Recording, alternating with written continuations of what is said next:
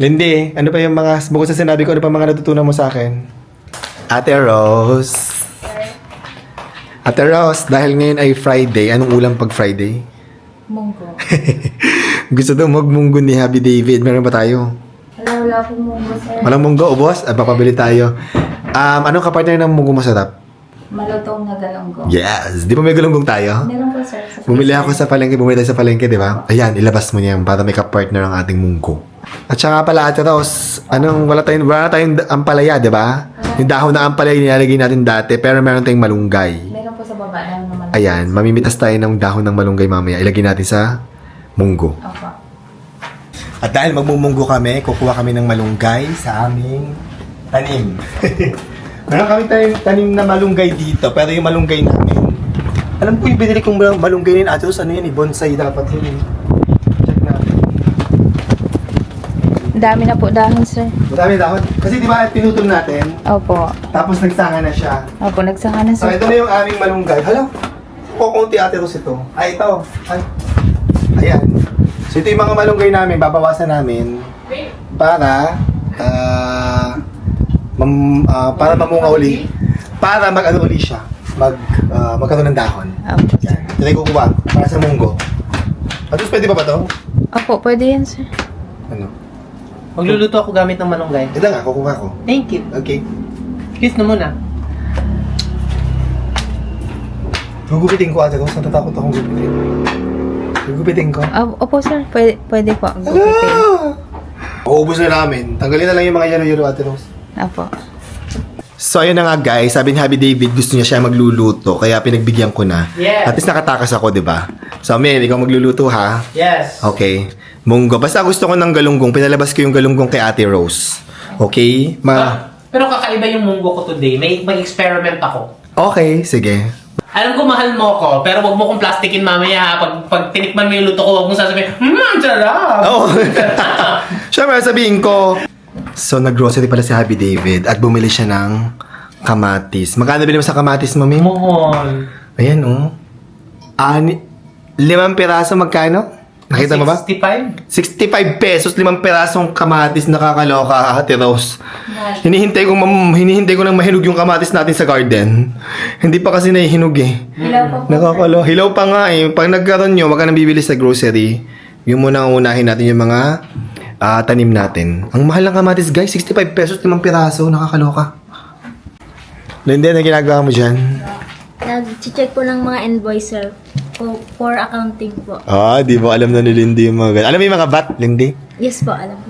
Di ba? Alam mo? Sir Rai. Ang Marami po galing. akong alam. Marami nang alam. Ano na ka na mag-compute ng bat, no? Opo.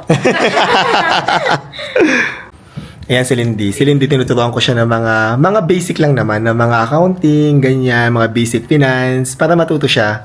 Di ba, Lindy? Tinuturuan kita mag-compute kung paano. Alam ko na po. Marunong ka na rin mag-invoice, di ba? Yes po. Di ba? Tsaka mag-file. Ang dami na niya natututunan. Lindy, ano pa yung mga, bukod sa sinabi ko, ano pa mga natutunan mo sa akin? Marunong na po ako mag-check ng mga... Ano na ito? Tawag, sir? Kali. Kaya mo yan. Ano yung mga ginagamit mo? Yung sinusulatan mo? Sa journal po. Di ba matutong siya mag-sales journal? Sa journal. Yan, matutong na sa Lindy niyan. Marami ka pang aalamin, Lindy. Marami ka pa matututunan sa akin. So, ayun na nga mga Habibis. Pinakit na ako ni Happy David. Magpahinga na lang daw muna ako at sila daw ang bahala ngayon sa kusina at sa dinner namin. O, di ba? So, ako ngayon ang Disney Princess. Charez. Pasok, Ate Rose. Narinig ko, umakit ka na. Tatawagin mo na ako, ano? Hindi pa po, sir. Ay, akala ko kakain na. Yung microphone po. Akala ko ba na... Po yun. Nakakaloka, nagdati pa naman ako, bagong ligo na ako, ganyan. Tapos, narinig ko si Ate Rose umaakit na. So, sabi ko mag-ready na ako kasi tatawagin na ako para kumain. Kala ko kakain na, hindi pa pala. O, sige, hanapin mo microphone. Microphone daw po, sir. Sige, hanapin natin.